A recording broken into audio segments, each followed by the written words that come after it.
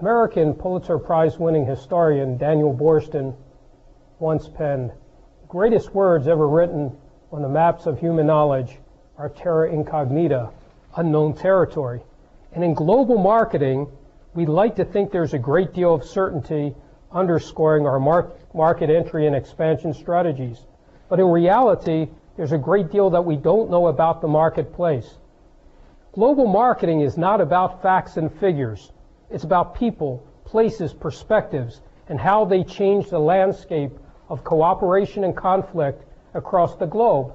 It's deciding on which markets offer opportunities for generating revenues and sustainable brand equity, creating retail patronage. And in fact, over time, that's changed quite a bit. If you think about Walmart alone, enter a local Walmart store and see how many goods are actually manufactured outside the U.S. Moreover, think about Walmart's entry into South America, into many parts of Asia, and how it's become and changed the landscape of retailing as a mogul or giant across many different product categories. When you go shopping, think about companies that have entered the U.S. like Zara, appealing to the Generation Y, changing the fashion cycles, entire supply chains, constantly being sped up through new technologies and distributive sciences that allow you to exchange goods very quickly at a very affordable cost. Now, multinational corporations may have not started out that way. Every company is making a decision about which markets offer opportunity, and they often overlook the challenges inculcated within a marketplace.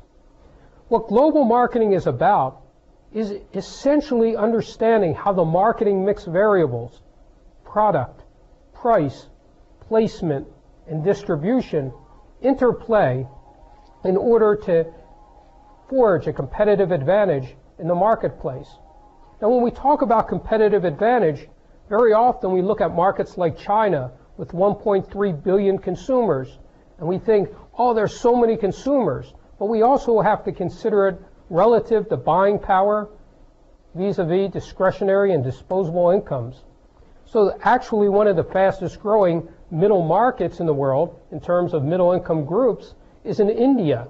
It's a young, emerging marketplace. However, that middle market, by purchasing power parity, a concept that you'll become familiar with when you consider the tenets of global marketing, are what differentiate one market from another, meaning that relative to the local economy, what a particular market can afford is a big part of our decision making of what products and services to offer.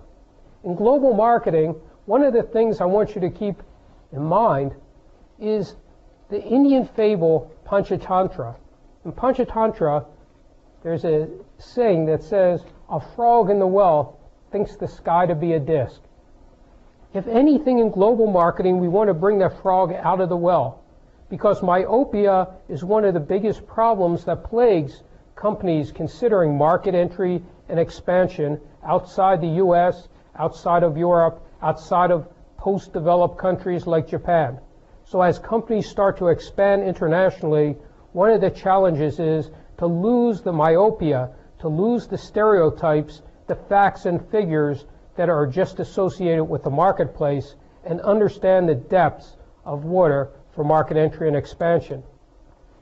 Finally, in closing on this introduction to the global marketplace, I want you to consider the diversity within a marketplace. Very often, we overestimate the homogeneity of a marketplace. So we may look at South Korea or Japan as far more homogeneous than places like the U.S. or places like Indonesia. However, when you go into the Japanese market, you understand Tokyo is a much different place than, say, Osaka. And the same thing in Busan versus Seoul. So as we go in and delve deeply into the marketplace, we never enter into a country as a market. We enter into buying clusters within that country. So keep that in mind as we talk about the global marketplace. If I return to Daniel Boorstin's assertion about terra incognita, true, there's a lot of unknown territory. but together we'll explore the perils and promise of the marketplace.